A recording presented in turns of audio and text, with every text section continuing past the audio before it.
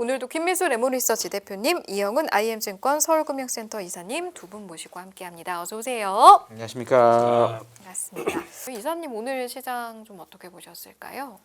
그냥 최근 시장이 순환매인데 그 말하자면 펀더멘탈보다는 어떤 스토리텔링이 이제 강하게 나오는 그런 쪽으로 수급이 좀 강하게 쏠리는 그런 장세였던 것 같고, 오늘 같은 경우도 뭐 미국에서 트럼프 대통령이 거기 이렇게 비상사태를 자꾸 선포하는지 모르겠지만 하여튼 전력기기와 관련된 부분들 얘기를 하면서 바로 이제 전력기기주들 급등하고 이런 패턴들 나오는 게, 지금 당장에는 우리가 수급이 좀 아직은 여력이 안 되는 상황이다 보니까 빠른 순환매 속에서 스토리텔링이 가능한 쪽, 이런 쪽으로 계속해서 이어지고 있구나. 당분간은 그렇게 되지 않을까 싶습니다. 네, 스토리텔링으로 가는 장이고 앞으로도 당분간은 지속될 것이다. 대표님 동의하십니까? 동의요? 예, Agree? 저는 민수인데요. 동의가 아니고. 네. 일단 지금 왜 이래요 처음부터? 왜 이러십니까? 좀 오늘 올랐잖아요. 좀 네. 봐주세요. 예. 근데 음봉 오른 거라 제가 조금 아, 그래요? 긴장했습니다. 양봉 오르면 좋은데. 다음에 그 양복 때 더 진하게 네, 하겠습니다. 진하게 해주십시오. 네. 일단 요즘 그 생각이 많이 들어요. 8월달 이제 거의 한 달 다 갔어요. 8월달에 주도주가 뭐지? 주도주 뭐라고 생각하세요, 혹시 우리 앵커님? 요즘 주식 열심히 하시잖아요. 뭘까요? 뭐야? 저 진짜 없었던 것 같아요 제 생각에. 그쵸? 정말로. 찾는다고 하게 되면 화장품죠? 네. 이거를 주도주라고 볼 수 있을까요? 아니, 또 할 만한 건 뭐? 네. 원래 주도주는 시총이 한 최소 10조는 돼야죠. 그럼요. 그게 만약 뭉텅뭉텅하면서 얘가 가니까 얘도 끌고 오고 막 이렇게 되는데 8월에 주도주가 없습니다, 솔직히. 네, 그래서 저희가 지금 은행주 어때요? 은행주 조금 약한가? 여기 올라와 있는데 이게 미국 은행주 워낙 좋았어가지고. 네, 은행주는 갖고 계셔야 될 것 같아요 지금. 아, 네, 어디. 분위기인데 일단 중요한 거는 이렇게 보다 보니까 뭐 아까 우리 이사님 순환매도 말씀을 하셨는데, 이게 그러니까 시장이 전부 관심이 아직까지 반도체로 가 있다 보니까. 그렇죠. 근데 조금 수익을 낼 만한 쪽들은 거기서 같이 해서 수익을 낼 수 있을까? 안 하다 보니까 이제 다른 데서 이제 사람들 관심 없는 데서 이게 툭툭 들어옵니다. 그게 이제 지금 순환매의 특징이고, 그럼 그걸 이용하시면 돼요. 근데 이용이 잘 안 돼요. 왜냐면 다 저희는 여기 몰려서 이것만 쳐다보고 있기 때문에. 근데 시장은 또 반대로 가는 거죠. 그런데 거기다가 아까 보다 보니까 거래대금 이거 보고 깜짝 놀랐어요. 완전히 쫙 쳐져 있더라고요. 그냥 이러고 있어요 시장이. 코스닥 코스피 마찬가지입니다. 거기다 아까 보니까 예탁금이 드디어 100조가 깨졌어요. 그리고 신용은 계속 늘어납니다. 그러면 33조가 넘어갈 거예요. 그러면 예탁 자산 비율 대비 치면은 좀 부담돼요. 이렇게 되면은, 그러니까 계속 자금 안 들어오게 되면 부담이 되는 거죠. 이런 체력입니다 지금. 이런 걸 가지고 시장이 됐으니까 다시 자 V자로 가자. 체력과 수급이 안 됩니다 지금. 그게 지금 한계라고 봐야 될 거고. 그리고 또 이거 한번 볼까요? 이제 아예 매번 나오면 이거 얘기해 주세요 하시더라고요 다들. 네. 주식은 사는데 이거 6천억 5천억 사는 거 갖고 말이 안 되고요. 네, 제가 항상 보는 거 주식 선물은 오늘도 10만 개입니다. 그렇다는 얘기는 외국인들 입장 쪽에서는 뭐 자사주 매입 기간 쪽에서 뭘 직접적으로 때릴 것도 없어요 솔직히 지금. 네, 때릴 것도 없고 그동안 많이 비워놨기 때문에 매수가 좀 들어오는데, 일단 아직 때가 안 됐다라고 얘기하는 게 외국인들의 지금 입장입니다. 그런 쪽에서 오늘은 또 자세히 보니까 현대차 쪽으로도 더 많네요 이쪽들이. 그러다 보니까 아직 못 가요. 그러면 여전히 가장 좋은 모델은, 만약에 이제 이번 주에 뭐 잭슨홀 미팅이 뭐가 나올지 모르겠지만 그거 끝나고 다음 주 가서 아예 다 끝났다 싶으면은 아침에 9시 반 10시 때 한 그때부터 주식을 막 사기 시작하고 여기 같이 움직일 거야 아마. 일반적으로 주식 선물로 같이 이렇게 쫙 움직이게 되면 그때부터는 시장 갈 겁니다. 근데 아직 그걸 기대를 못 하겠어요 지금 분위기는. 그래서 일단은 너무 빨리 가야 돼 이거 마음을 내려놓으시고, 차라리 지금은 오늘 보니까 이제 원자력 돌았죠. 오늘 전력 설비 돌았습니다. 그럼 다음에 뭐 돌까요? 순환매가 남은 거 있지 않습니까? 그런 것들이 아까 우리 이사님이 또 스토리로 같이 붙여서 움직인다. 스토리텔링. 네, 그거 준비해야죠 뭐. 그게 지금의 자세가 아닌가 싶습니다. 네. 알겠습니다. 이사님 지금 사실 보면 거래가 뭐 별로 없고 뭐 그런 얘기를 하는데, 사실 차트로 보면 지난주나 지지난주에 제일 주가 강할 때 많이 나왔던 게 한 7천 중반까지는 이게 어떤 뭐 매물대나 이런 게 없기 때문에 뭐 자연스러운 반등, 뭐 너무나 당연한 반등이 거기까지 무조건 나오는 거고, 그 다음에 고민하자라는 의견이 너무너무 많았었는데 정말 그 얘기 나오자마자 그냥 주식이 다시 빠져서 이러고 있거든요. 그거에 대한 시장의 흐름은 혹시 어떻게 생각하세요? 지금 일주일 만에 또 의견이 바뀌는 분위기더라고요. 또 지금 바깥에 보니까 뭐 바뀌는 건 당연한 거지만. 예. 일단 저도 이제 제 고객님들한테 네. 이번 주는 사실 시장에 집중하지 못했어요. 회사에 일이 다른 게 있어가지고. 네. 근데 이제 고객님들한테 글을 써서 보낸 거는 저는 원래 끌고 가는 매매를 되게 해왔었거든요. 22년 이후로. 근데 내가 포지션이 너무 많은 것 같다. 끌고 가는 게. 그러니까 막 뭐 누가 들으면은 자랑질하는 거 아니야. 근데 지금 자랑질할 문제가 아니라 삼성전자 5만 원에 산 거 지금 사실 갖고 있다고 자랑하는 거 아니잖아요. 그러니까 이게 지금 시장 자체가 이제는 끌고 가가지고 이전에 기대했었던 어떤 수익을 거두기는 쉽지 않은 장이 되는 것 같다라는 느낌이 좀 들어가지고 제가 끌고 가는 것들 비중을 좀 줄이겠다라고 말씀을 드렸거든요. 근데 이제 이 말씀을 드리는 건 뭐냐면 저는 지수에 대한 부분에서는 우선 9월 달에 미국 같은 경우 글쎄요, 지금 이제 생각들이 약간 엇갈리기는 한데 저는 어쨌든 추석 전에는 그러니까 구체적으로 말씀드리면은 10월 달 현재 생각은 중간선거 앞두고는 어쨌든 노이즈가 좀 있을 것 같아요. 전반적으로. 그래서 저는 추석 전에는 어쨌든 현금을 조금 늘려갈 생각을 가지고 지금 접근을 하고 있기 때문에 장을 약간은 방어적으로 보고 있고 네. 지수에 대한 부분들보다는 저는 아까도 말씀드렸지만 지수는 좀 갇힐 가능성인데 그 안에서 내러티브가 강하게 연출되는 것들 사실은 지금 원전주 급등했던 것도 우리는 뭐 이렇게 부인하는 그 뉘앙스의 기사도 나왔는데 또 얘기를 들어보면 뭐 진행되고 있는 것 같잖아요 지금. 그러면서 주도권을 미국형 원전을 가져가느냐 한국형 원전을 가져가느냐 그 싸움하고 있다 뭐 이런 식의 뉘앙스도 나오고 하는 거 보면 이런 내러티브가 붙어가지고 그거 얘기 나오는 거 보면 9월 달 안에는 뭐 수주가 나올 수도 있겠는데 결정이 날 수도 있겠는데 이런 게 이제 붙으니까 원전이 강해진 거고 오늘 전력 얘기는 또 그래서 강해지는 것처럼 어떤 그런 순환 사이클의 흐름 이런 쪽에서 당분간은 좀 움직이지 않겠느냐. 저는 그래서 지수에 대한 기대감은 이게 좀 그렇게 크진 않고요. 그다음에 또 한 가지는 지수가 지금 9,300까지 다 빠졌잖아요. 근데 저는 계속 말씀드렸었던 게 6월 달에도 7월 달에도 말씀드렸었던 게 그 수급 자체가 비정상이다. 되게 불편하다라는 말씀을 계속 드려왔었고 그래서 이게 잘못 반대로 엮이게 되면 급등할 수 있는데 문제는 뭐냐면 삼성전자 주가가 레버리지 ETF 도입 얘기 나오기 전 상단이 23만이었어요. 네. 나오고 27만이 하단이었고요. 그 다음에 상장하고 나서 37만 원, 38만 원을 찍고 빠졌잖아요. 네. 그러면 사실은 레버리지 ETF의 부작용은 실질적으로 보수적으로 보면 24만 원 언더에서 보는 게 맞았고, 근데 이번에 19만 원까지 떨어졌다고 했잖아요. 그래서 거기는 괜찮은데 지금부터는 이제 다시 올라간다고 그러면 이게 펀더멘탈이라든지 시장 수급이 원활하게 돌아가는지를 봐가면서 가야 되기 때문에 올라가는 게 되게 더딜 것 같다. 그래서 저는 우리가 9,300을 찍었다고 해서 9,300을 지수 상단으로 보면 안 된다라는 게 개인적인 생각이거든요. 네. 7,000대 중반 정도라면은 제가 생각할 때는 우리나라 현실적인 고점일 가능성이 높다. 그게 오히려 자연적으로 올라가는 수준이 아니라 고점일 것 같다. 올 연말까지 만약에 목표를 본다면은 네. 저는 개인적으로 중간 선거 끝나고 조정이 끝나서 올라간다 그러면 거기가 7,000 중반 정도가 고점이겠다. 고점일 것 같다. 일단 올해는 그렇게 말씀을 드리고 있기 때문에 전 지수보다는 좀 빠른 순환매 종목의 어떤 움직임 이런 쪽에 관심을 가지시는 게 더 낫지 않을까. 대표님은 혹시 어떻게 보세요? 이게 지난주만 해도 거기까지는 당연히 가는 거고 지지난주인가? 그리고 생각하자 이런 거였는데 지금 또 갑자기 분위기 확 바뀌었거든요. 박스권 얘기는 많이 드렸는데 제가 근데 이제 전체적인 분위기는 거기까지 일단 가고 나서 생각하자는 쪽에 더 가까웠었다고 제가 네. 판단이 되거든요. 쫙 보다 보면. 그러니까 이제 그런 거죠. 만약에 조금 주주환원 정책까지 펼쳐지고 거기다가 이제 외국인들이 이런 쪽으로 그들도 그러니까 지금 보면 EWI부터 디램까지도 자금 유출이 이제 쭉 하고 나오고 매출이 있어요. 계속 나오더라고요. 그렇게 된다는 얘기는 일단 그들이 얘기하는 건 딱 그거예요. 지금은 때가 아니야. 이렇게 얘기하는 거죠. 근데 때가 그럼 언제예요? 몰라요. 그거는. 네, 알 근데, 수 없죠. 뭐. 근데 제가 보기엔 이렇게는 안 끝납니다. 이렇게는 안 끝나는데 저도 비슷해요. 지금 시장에서는 그러니까 저희가 열망하면 할수록 시장은 반대로 가는 게 특징이지 않습니까? 네. 개구리 청개구리 장세지 않습니까? 그렇기 때문에 여기서는 그렇다 뭐 나는 그래도 그쪽을 계속 모아가겠다. 그러면 저희가 이제 보통 그렇게 하셨으면 좋겠어요. 박스권에 대한 진정한 매매를 알 수 있겠느냐? 박스권의 하단부 때, 그걸 근데 보통 하단부 때는 아무것도 못해요. 이러고만 있는 거죠. 이거 두 분한테 그 박스권 하단을 지수 기준으로 얘기해 주시면 안 될까요? 왜냐하면 저희 시청자분들이 물론 종목별로 하면 너무 좋은데 어려우니까 그래도 감을 잡기 위해서 지수로 봤을 때 코스피 어느 정도면 그래도 박스권의 하단에 가깝다. 얼마로 보세요? 예를 들어 상단 아까 7천 중반이라고 치면 어떻게 보세요? 6천 중반이죠.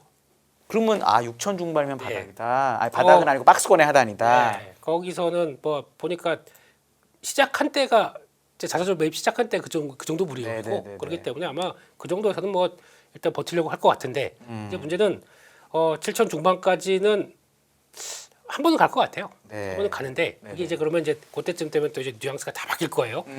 이제 시작이다. 네. 왜냐면 지지난 주만 해도 그때까지 당연히 가는 거라고 그랬어요. 거기까지는. 예, 근데 가긴 갈 것 같아요. 네. 예, 근데 그게 어차피 이제 쌓이고 누적으로 보면은 한 번쯤은 시도가 들어갈 수 있는 자리라고 생각 들고 있기 때문에 네. 근데 거기를 그러니까 지금 앞으로 이제 저희가 대응해야 될 게 박스권 상단부에 대한 마음과 하단부에 대한 마음을 좀 잘 다스려야 될 것 그렇죠, 같아요. 그렇죠. 예, 그러니까 상단부 가게 되면은 어차피 여기서 터나면은 이제 분위기 그렇게 막 될 때 그때 야 이제 그럼 이제 반도체가 시작이니까 이거 팔고 저거 팔고 저거 팔고 반도체를 훅 그러지 마시고 안 되죠. 그게 오히려 그런 때는 줄여야 됩니다. 네. 줄여야 되는 시그널이 좀 나올 텐데, 근데 그거 그게 이제 단서고 네. 그러다 또 가다가 이제 또 비질비질 빠져가지고 또 6천선 중반까지 온다. 팔고 싶어요. 손절하고 싶어요. 그땐 사야 된다 이거죠. 반대로 그렇게 나와야 되는데 65, 75 정도 생각하시는 거죠. 그 정도를 이제 보고 그다음에 이제 미세한 거는 이제 뭐 종목별로 이렇게 하는 거고. 제가 벨다 보니까 그렇죠, 예, 그렇죠. 또 말씀을 드리겠습니다. 예. 혹시 이사님도 하단은 비슷하게 보시나요? 음, 박스권에서 저는 뭐 6천 전후 그 정도면은 하단일 것 같다. 6천 중반이 아니고 6천 조금 더 밑으로.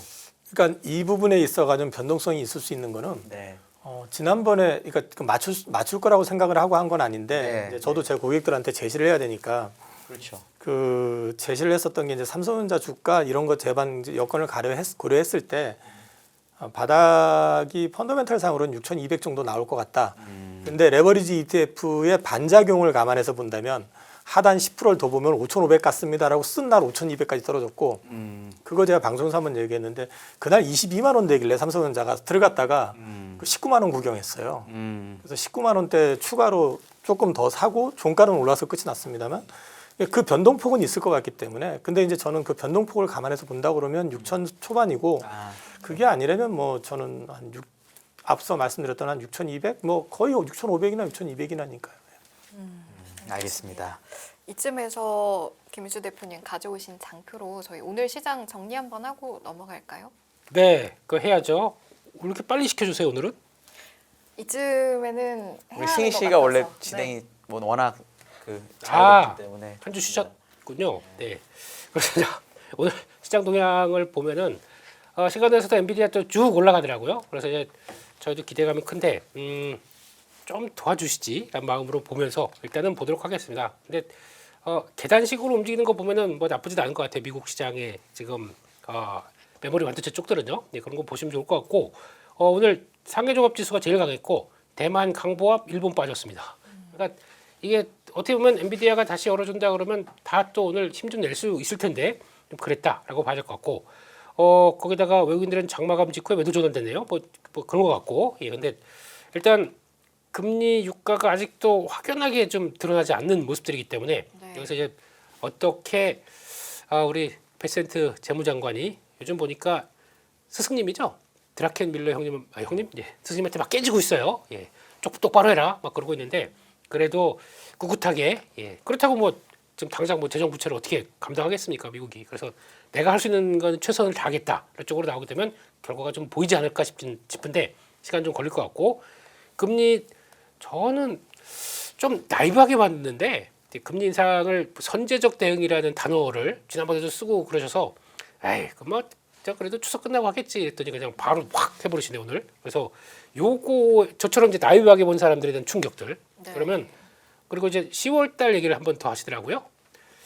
금리는 계속 또 그쪽으로 가는 게 아닌가라는 뜻으로 이건 이제 나중에 금리 얘기를 할 때 말씀드릴게요. 예, 그렇게 돼야 될 것 같고 네. 코인은 잘 버티네요. 그런 쪽인 것 같은데 그런 상황 쪽에서 보고 이제 다음으로 넘어가면은 업종은 좀 이따가 할까요?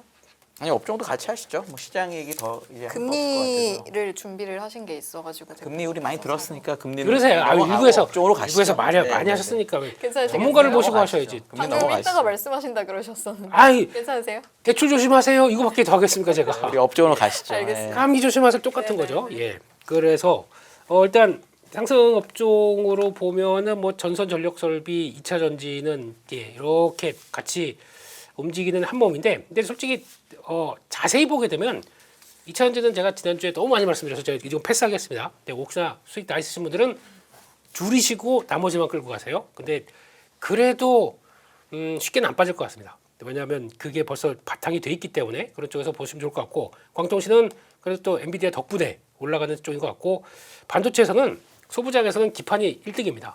이것도 많이 강조를 드렸어요. 왜 그럴 수밖에 없는 기준인지. 그래서 이거 한번 보시고, 이거는 쉽게 안 파셨으면 좋겠습니다. 기판 쪽들은. 네, 그런 쪽으로 보셨으면 좋겠고, 근데 그래도 워낙 또 변동성이 큰 쪽이니까 그래도 뭐 관리해 가시면서 그래도 한번 끌고 가보자 보셨으면 좋겠고, 반도체는 오르긴 올랐는데 그냥 상승 업종에 넣습니다. 안 넣으면 또 뭔가 좀 찜찜하고, 폴더분 쪽도 오늘 강했고, 거기다가 철강 쪽도 요즘에 워낙 강세로 인해서 수혜받는 섹터 그러면서 요즘 뭐 하나씩 툭툭 들어오거든요. 그 중에 나도 이렇게 들어오는 것 같습니다. 거기다가 원자재 가격 강세면 그래도 철강주가 한 번씩은 그래도 고개를 슬쩍 들어주잖아요. 그런 쪽에서도 봐야 될 것 같다. 그런 쪽들인데, 또 최근에 좀 올랐던 섹터는 이런 것들 나머지 또 쭉 올라가죠. 또 새로운 쪽이 주도를 하잖아요. 바로 밀립니다. 그래서 화장품, 음식료 바로 이제 또 매물 나오는 것 같고, 근데 또 끝났다고 보기는 어려워요. 고점 패턴들이 오늘 보니까 실리콘2가 그 글렌 CCL인가요? CCL은 그 기판이구나. 그 회사에서 또 블록딜해서 또 회수했더라고요. 자금을 글렌필드인가 거기서 회수했더라고요. 그래서 그거 보니까 좀 그래요. 좀 그래요. 그래서 그런 거 나오고 하다 보니까 그것도 조정의 빌미가 만들어지는지 모르겠지만 그런 것도 있고, 보험주 조금 약했고, 편의점 쪽 약간 요즘에 또 내수 쪽에서 그동안 좀 달랬던 데를 좀 약한 것 같고, 정유주는 SK이노베이션 얘기는 이제 그만하겠습니다. 네, 그런 것 같고, 바이오도 살짝 약했고, 그러다 보니까 이거는 그냥 순환의 반대쪽이라고 보시면 될 것 같아요. 네, 그런 쪽으로 섹터가 움직였다, 그렇게 봐야 될 것 같습니다. 알겠습니다. 이제 그러면 업종 이야기로 넘어가야 할 것 같은데, 뭐 물론 2부에서 이야기를 좀 나누긴 했지만 그래도 엔비디아 이야기로 시작을 해봐야 할 것 같습니다.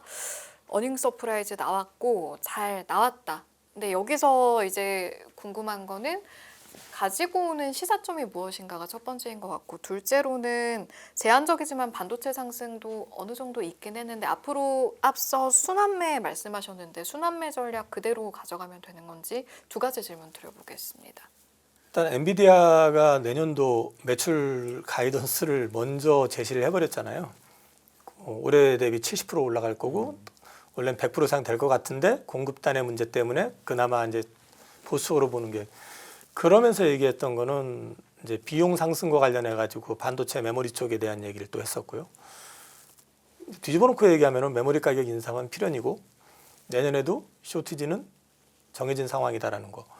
그리고 특히 HBM 관련된 부분이 이제 크게 작용이 될 것 같고, 지금 분위기로 봐서는 이렇게 얘기해도 못 믿겠냐는 뉘앙스로 얘기를 한 것 같아요, 저는요. 그래서 뭐 엔비디아 실적 관련해 가지고는 뭐 저렇게 몇 년째 저렇게 가는 게 가능해 싶을 정도로 계속 내기 때문에 별도로 드릴 말씀은 없는데, 시장에서 의심하는 건 결국은 자기 돈 가지고 뒷돈 대줘가면서 계속해가지고 좀 돌려가지고 키우는 거 아니냐, 레버리지를 이제 그렇게 의심을 하고 있지만, 어쨌든 지금 현재 흐름이라든지 또 최근에 보면은 그 하이퍼스케일러들 금융기관 엔비디아 포함해가지고 껴가지고 지금 JV 형태로 하든 어쨌든 자기 자금을 좀 줄이면서 이제 가는 그런 분위기 자체는 좋게 얘기하면 캐시플로우를 갖다가 이제 유지하는 데 도움이 될 것이고, 또 조금 더 좋게 얘기하면은 버블을 확실히 키울 거라는 이제 의지가 보이는 거고, 중국은 정부가 지원을 해가지고 지금 사실은 AI를 키우지만은 결국 지금 미국 같은 경우는 하이퍼스케일러 플러스 금융기관이 돼가지고 이제 키워가는 그림이 된다라고 본다면은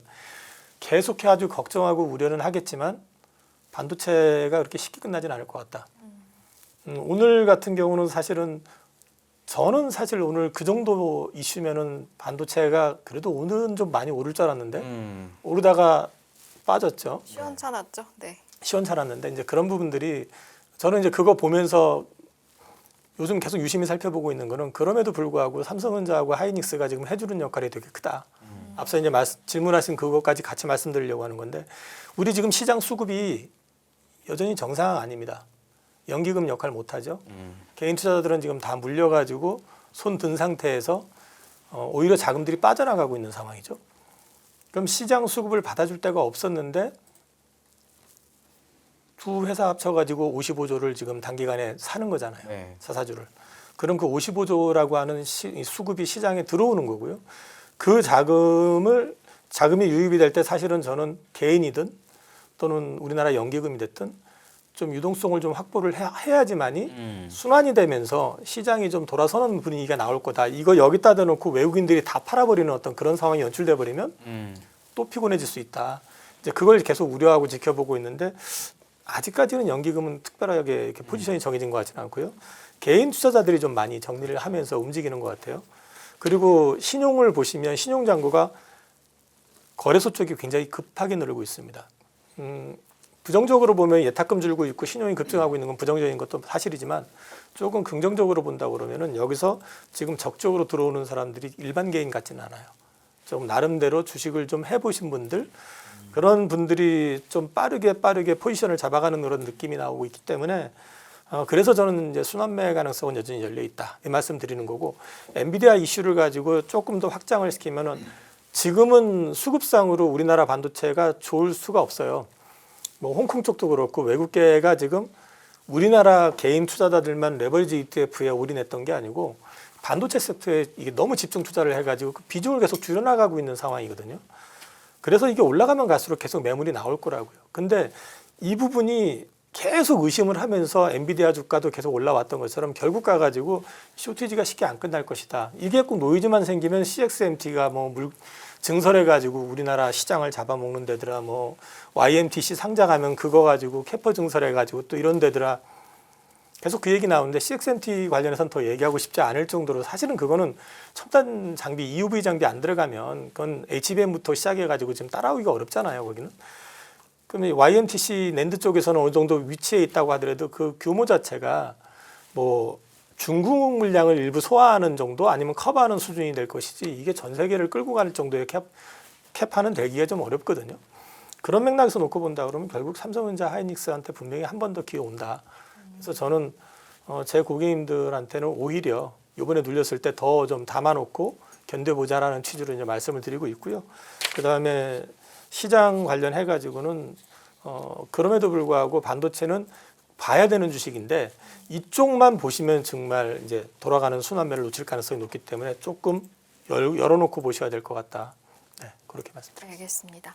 김민수 대표님께도 같은 질문 드려볼게요. 질문이 뭐였? 엔비디아 준비해 놓으신 실적에 거. 대한 이거요. 네. 예. 앞서서 노건창 센터장님하고 그렇게 얘기를 하고도 또 저한테 물어보시면 제가 할 말이 뭐가 있겠습니까만은 네. 그래도 저 부정적인 것도 잠깐 말씀드릴게요. 네. 예. 그것도 시장에서 나오는 얘기다 보니까 네.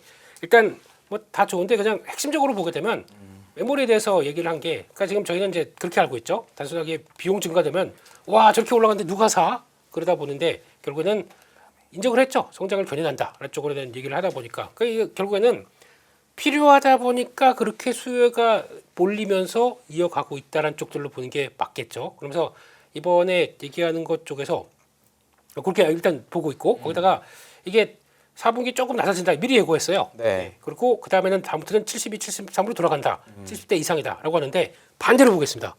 그럼 여기서 원래 엔비디아는 한 75, GPM 75 이상으로 쭉 가다가 요거 빠지고 그럼 어디로 갈까요?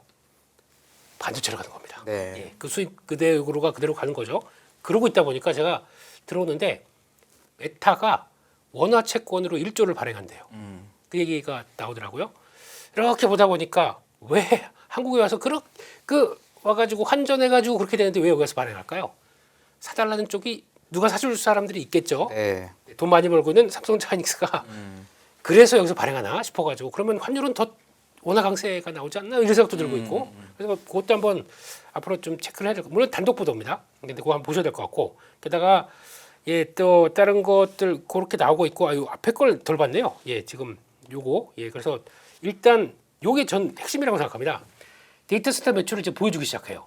이거 예전에는 그렇게 크게 신경을 안 썼거든요. 우리 그냥 GPU만 잘 팔고 있다. 근데 이게 지금 많이 올라왔습니다. 그러다 보면서 여기서 지금 엔비디아가 지난 분기부터 얘기했던 게 욕한 거 아니에요.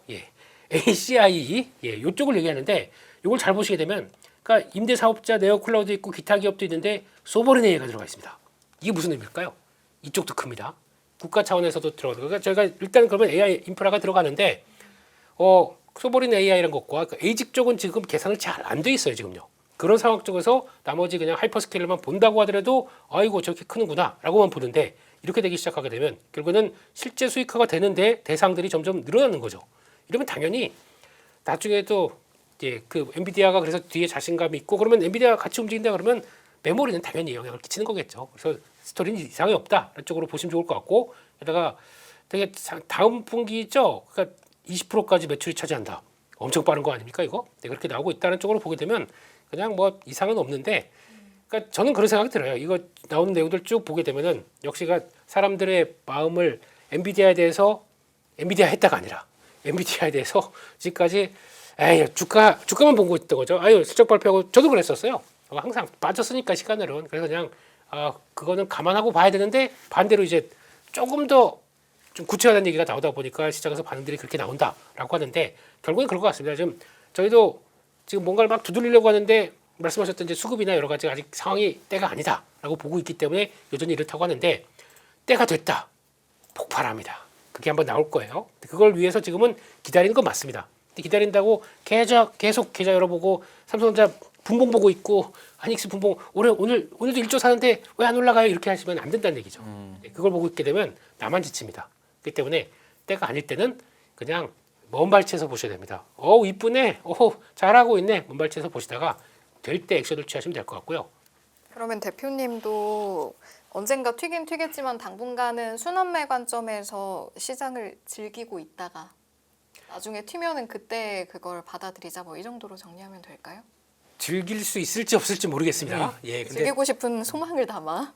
그냥 승질만 나실 수도 있어요. 와 오늘 2차 전지 가네. 와 오늘 또 이거 가네라고 하실지 모르겠지만 그래서 계속 그 얘기를 드린 거예요. 그러니까 그 중에서 10%면은 별거 아니지 않느냐. 그것만 해서 한번 바람은 담가 보시라 얘기를 드린 게 네. 그래야 내가 이제 아이고 내 계좌도 조금 어차피 물렸다고 하더라도 돌아가는 거를 알 수가 있기 때문에 이게 이제 그만드리겠습니다. 잔소리만 하게 되면 잔잔바리가 잔소리만 할 것 같아서 넘어가고 그렇죠. 그래서 내년은 좀 다를 겁니다. 내년은 그때까지는 조금 기다린다 생각하시고 그 다음을 보시는 게 좋을 것 같다. 그렇게 말씀드리겠습니다. 알겠습니다. 현대차 이야기도 좀 해봐야 될 것 같습니다. 다들 많이 궁금해하시는 것 같아서 보면 이제 신사업 기대감 소멸 때문에 목표가가 하향된 것도 있고 당장 주가를 봐도 지금 40만 원을 이탈하는 모습. 아까 보니까 38만 얼마였던가요? 뭐 이제 이런 상황인데 일단 현대차 좀 어떻게 접근해야 할지 이사님께 먼저 여쭤보겠습니다. 어저께 저도 이제 2시부터 시작했던 CID를 끝까지 다 봤거든요. 그리고 저녁 7시 반까지인가 이제 혹시 증권사 애널리스트 코멘트 있나 하고 안 나오더라고요. 그래서 그 내용을 다시 제가 손으로 정리해 가지고 하면서 제 나름대로 느꼈던 거는 이거 왜 했지? 그 정도였어요 내용이? 그러니까 그냥 자동차와 관련된 거를 갖다가 소통하는 내용 이상 뭐가 있었냐는 거죠 결국. 근데 이게 소통이 목적이라면 시장의 소통이 목적이라면 시장이 뭘 궁금해하고 뭘 원하는지에 대해서 분명히 알 텐데 거기에 대해서는 좀 유보적인 얘기들 결정된 거 아무것도 없고 결정되면 나중에 얘기해 줄게. 처음부터 끝까지 그렇게 나왔거든요. 그러니까 로봇에 대한 얘기를 말씀하시는 건가요? 뭐 지금 시장에서 가장 궁금한 거는 휴머노이드 쪽이잖아요. 그렇겠죠. 그 얘기도 그 얘기고 그래서 제가 나왔던 그 설명서 그러니까 IR북 네. 100페이지 정도 되는데 보니까 딱 2장 언급을 해놨더라고요. 그래서 이게 뭔가 잘못됐다 싶은 생각을 했었어요. 근데 결론적으로 말씀드리면은 저는 그냥 들으면서 많이 좀 실망했어요. 그러니까 이게 시장하고 소통하는 거라면은 분명히 지금 와가지고 여기서 감출 게 뭐가 있을까를 생각해 보면 어느 정도는 다 알고 있는 내용인데 그래서 그 부분에 대한 실망 그러면서 어저께 그 CID 하면서부터 주가 급락하기 시작해가지고 되게 많이 이제 공매도 포함해가지고 매물 쏟아졌고요. 오늘도 보면은 종일 공매도에 시달려가지고 장중에 40만 원이 깨졌던 그림이 나왔었습니다. 수급으로 보면 기관외국인 공이 뭐 공매도 포함해가지고 매도했었고 이런 분위기가 돼버리게 되면 지금 같은 수급장에서 이게 다시 본격적으로 고개를 들고 방향을 전환하기는 당장에는 좀 쉽지 않을 것 같다. 근데 이제 중요한 거는 지금 여기서 그러면 어저께 그 휴머노이드 관련된 걸 제외하고 나머지 내용이 나빴냐? 나쁘진 않았어요. 휴머노이드 시장에서 기대하고 있는 거에 대한 부분이 소통이 없었을 뿐인 거지. 영업이익률과 관련된 거라든지 신차 출시 이슈라든지 그다음에 이제 회사의 어떤 장기적인 계획, 전기차 관련된 거, 또 자율주행 관련된 거 이런 것들에 대해서는 비교적 굉장히 디테일하게 소통을 해줬거든요. 근데 휴머노이드에 대해서는 오히려 한 발을 빼는 듯한 뉘앙스로 얘기해버렸기 때문에 거기에 따른 좀 반작용 이런 것들이 시장에서 나온 것 같고요.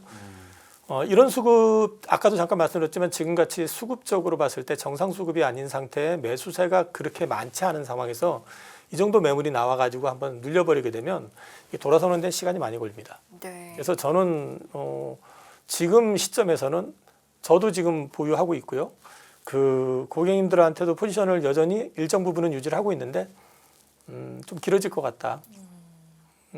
저는 사실 근데 길어질 것 같다 그러면 또 손님들이 그러려니 해버리는 게 전 현대차 우선주 사가지고 4년 갖고 있었다고 말씀드렸잖아요. 네. 제자리 뛰기 하면서.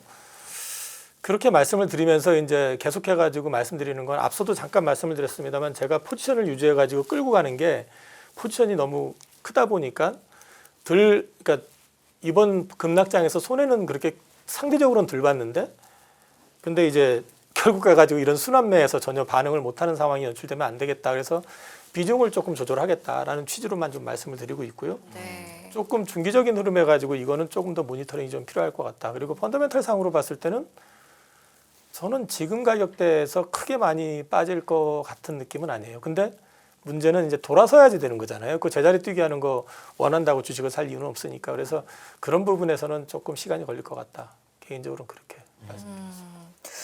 로봇주도 이제 앞서 잠깐 언급해 주셨는데 대표님한테도 여쭤보고 싶은 게 일단은 현대차 어떻게 보셨는지도 궁금하고 로봇주도 모멘텀을 좀 같이 상실하게 될지 이거 같이 한번 여쭤볼게요.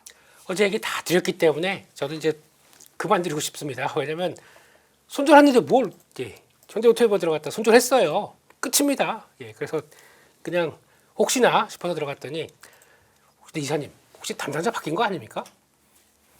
예전에 그 작년에 했던 IR 하시는 분이 아닌 것 같아요. 저 어저께 거짓말 아니고요. 잠 못 잤습니다. 그 CID 내용 정리하면서 아이고. 더 열받아가지고 뭐 하자는 거지? 이런 생각밖에 안 들었었는데 이제 오늘 좀 생각을 좀 정리를 하다 보니까 이제 방향성은 회사가 주가에 대한 어떤 의지 이런 거는 그렇게 강해 보이지 않는다. 근데 그걸 또 역으로 생각을 해보니까 그 생각도 들더라고요. 이건 제가 그냥 생각했던 것 중에 하나인데 대주주 이해관계도 좀 약간 맞닿아 있을 수도 있겠다. 지배구조 개편 이슈하고 맞물려서 본다고 한다면은 오늘 지금 빠진 게 보면 현대차만 빠진 게 아니잖아요. 모비스도 빠지고 뭐 전체적으로 현대차 그룹이 다 눌렸거든요. 약간 그런 느낌도 좀 있더라고요. 시장이군요. 그 고질적인 그러면은 대표님은 아까 얘기했던 순환매의 대상이 되는 업종에서 자동차는 제외되나요? 단기적으로는 제외. 제외. 네. 그럼 이제 조방원에서 원전되고 했으니까 조방원 전력기기에서 원전 됐으니까 이제 조선하고 방산 쪽이란 얘기시로 저는 아까 이해했거든요. 그걸 다 직접적으로 얘기하시면 제가 멤버스에서 얘기를 얘기를 하겠습니다. 멤버스에서. 그래도 예, 그래서 여기 갖고 오신 게 지금 전력 관련된 얘기 있잖아요. 지금. 전력기기 좀 짚어주시면. 이거 이미 올랐으니까 요거 다음으로까지 연결해 주세요. 얘기해 주세요. 어째 이제 많이 했군요 우리 위원님과 방송을 그러다 보니까 제가 할 말이 없어요. 네. 자세히 해 주십시오. 네. 근데 이걸 보면서 여기 나왔던 것들 이제 뭐 오늘 많이 뉴스를 보셨을 겁니다. 그런 쪽에서 이제 제가 느끼는 거는 이제 여기 나오는 과정 쪽에서 이제 해당되는 게 되게 많잖아요. 네. 근데 아이고 요거 봤었을 때 여기 요거부터 한번 보시게 되면 적용 품목을 본다. 그랬을 때 변압기 들어가고 있고 이제 발전기 그리고 ESS 요거 들어가고 이것 때문에 2차 전지가 움직였다 아닙니다. 솔직히 이거는 약간 도움만 줬을 뿐이지 움직일 준비는 다 하고 있었어요. 그리고 또 인버터 이거 뭐 태양광까지 들어가죠. 고압 차단기 제어 시스템 소프트웨어까지 다 광범위하게 적용했다라고 하는데 이걸 잘 보시게 되면은 미국의 의도가 분명히 보이는 게 요 전력 패권 제가 요걸 갖고 써놨거든요. 일단 전력을 뭐든지 생산하고 나게 되면 그걸 가지고 확장되는 과정 쪽에서 이것부터 차단하고 그다음에는 전력에 대해서도 우리가 더 끌어가겠다는 게 미리 차단하기 시작하면서 패권들을 계속 모아가는 과정들이죠. 그러니까 지금 이때부터는 이제 그게 많이 또 화제가 될 것 같아요. 에너지에 대한 관심들. 그러면 여기서 또 볼 수 있는 게 그러다 보니까 원자력 쪽도 얘기가 나오는 거고 또 대미투자 1호가 원래는 텍사스에 들어가는 LNG 복합 화력 발전이 맞게 푸시를 하고 있는데 미국에서 지금 바꿨대요 전략을. 그러니까 프로젝트가 있게 되면은 우리는 이제 한 개로 이렇게 뚝 뭉쳐가지고 해야 요거는 되고 요건 안 되고 하게 되면 약간 이제 위험 상계가 가능한데 미국은 그렇지 않고 요거 따로 이렇게 푸시를 하고 있대요. 그러다 보니까 그럼 우리 입장에선 그러면 이거 담당했던 쪽은 손해고 이거는 아니고 합칠 수가 없지 않습니까? 그래서 그것 때문에 지금 약간 좀 상충이 되고 있다고 하는데 결국에는 그들이 원하는 거는 다 에너지입니다. 이번에도 잘 보시게 되면 웨스팅하우스 얘기도 잠깐 하셨겠지만 거기도 결국 에너지죠. 미국도 뭐 LNG 복합 화력 발전 지금 당장 필요한 건 또 거기서 나올 수 있겠다고 보면은 빠르면 2년 안도 짓습니까? 그거 복합 화력 발전? 2년 안에는 쉽지 않죠. 선정부터 이게 끝까지는 모르겠는데 네. 자 한국이대 정식으로 렛츠고 그러면 그렇게 오퍼는 던졌대요. 2년 쉽지 않을 것 같아요. 뭐 어쨌든. 네, 그러니까 그렇게 하다 보니까 이제 결국에는 에너지입니다. 그런 쪽에서 이제 거기서 맞춰준다고 하게 되면 그럼 에너지에서 또 섹터고 순환매가 돈다 그럼 신재생도 안 돌았네 아직까지. 그렇게도 볼 수가 있고 그러다 보니까 요거를 여기서 한정돼서 보지 말고 전력과 관련된 에너지 쪽으로 확장시킨다 그러면은 그게 앞으로도 또 계속 매매를 해야 돼. 또 이제 약간 눌려 있다 그러면 한번 또 덮적 들어가서 기다렸다가 근데 순환매 가장 좋은 건요 미리 들어가야 돼요. 네. 미리 들어가서 있다가 안 오잖아요. 나와야 됩니다. 근데 계속 버스 올 때까지 거기서 그냥 앉아 있다간 진짜 찬바람 불고 배고파요. 그러다 보니까 여기서도 미리 기다렸는데 그러니까 중요한 거는 기다릴 때도 잘 보게 되면 지지권을 안 깹니다.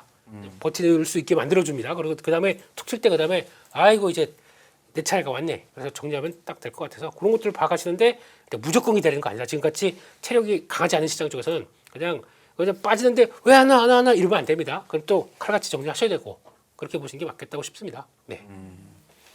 이사님은 아까 이제 순환매의 대상으로 이제 조선 이제 조방 원전 중에 조방이 안 됐으니까 이제 그런 느낌으로 김수 대표 얘기해 주셨는데 이사님한테 다음 순환매 업종을 고르라고 하면은 뭘 골라주실 것 같으세요 마지막으로? 오늘 실제로 산 게 신재생 쪽이에요. 신재생이면 태양광도 다 풍력도 포함되는 건가요? 우리나라에서 조금 등치 있는 건 몇 개 안 되잖아요. 네, 그리고 등치 있는 것 중에서 사고 안 친 것도 몇 개 안 될 거예요. 네. 그 범주에 있는 것들만. 조선 방사는 아니고요. 그러면? 방산주는 사놨고요. 네, 그 뭐 한화 들어가는 회사들 네.